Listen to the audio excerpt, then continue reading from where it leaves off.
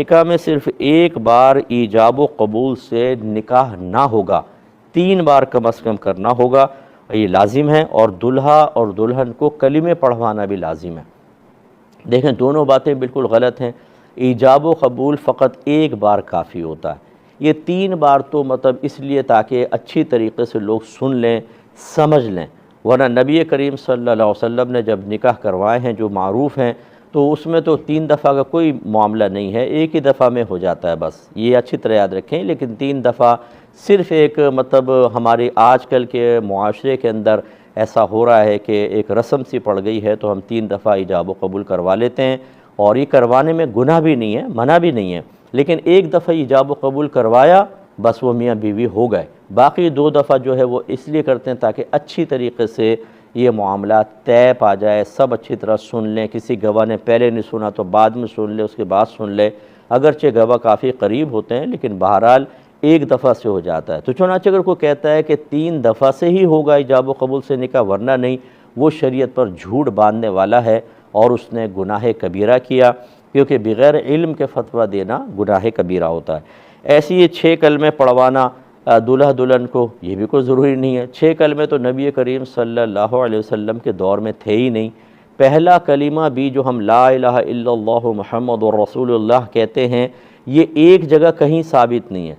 ला इलाहा इल्लल्लाह कहीं पर है, मुहम्मदुर रसूलुल्लाह कहीं पर है। ये तो फ़ुक़हा ने फिर इनको मिलाकर कहा कि भाई ये पहला कलमा, फिर दूसरा बनाया, तीसरा। ये 6 कलीमे बाद की ईजाद हैं।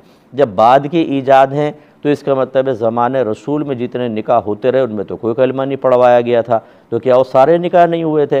ये इस किस्म के जाहिल किस्म के लोग जो हैं, जो शरीयत की ABC नहीं जानते, लेकिन जब वो अंधों में काणा राजा कहते हैं ना, तो ये तो काणे से भी कम होते हैं कि बिल्कुल बेचारे अवाम व नास के दरमियान रहते हैं और लोगों को कुछ नहीं पता होता, तो ये उछल उछल कर इस किस्म के गलत मसाइल बताकर वक्ती तौर पर मरकज़ महफ़िल बन जाते हैं और इसमें बड़ापन महसूस करते हैं। लेकिन ये नहीं पता कि ये आप एक जहन्नम का रास्ता इख्तियार कर रहे हैं और सब लोगों को आप गलत मसला बताकर अगर ये आगे चलता रहा तो आपके लिए इंतहाई बड़ा गुनाह जारिया हो जाएगा।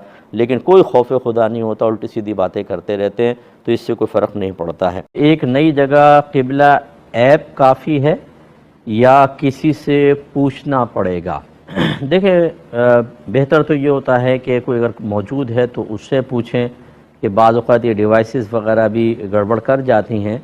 लेकिन अगर आपने किसी डिवाइस को बारहा आज़माया हो और वो बिल्कुल एक्यूरेट आपको क़िबले की समत फ़राहम कर रही हो, तो बस फिर ये एक शख्स के ही कायम मकाम है जो वहाँ मौजूद है।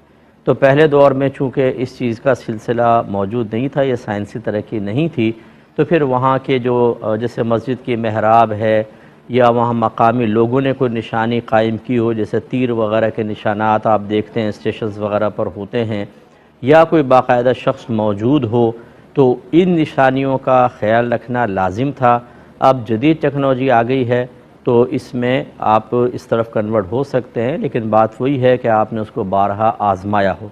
बाज़ औक़ात एक डिवाइस को आप बिस्तर पर रख के देखेंगे कुछ और होता है, फ़र्श पर रख के देखेंगे तो थोड़ा सा फ़र्क आ जाता है या बाज़ औक़ात गड़बड़ हो जाती है। अच्छी तरह पहले आज़माएं, फिर बिल्कुल आप इस तरीक़े से कर सकते हैं। कहते हैं कि ये कहा जाता है कि अगर ज़मीन पर कहीं जन्नत है तो कश्मीर है, ऐसा कहना कैसा है? देखिए, इस किस्म के जुमले जो हैं वो मुहावरतन हमारे यहाँ इस्तेमाल होते हैं, इसको हकीकत पर महमूल नहीं किया जा सकता, क्योंकि जन्नत का तकाबुल तो उस वक्त होता कि जब किसी ने जन्नत को पहले देख लिया होता।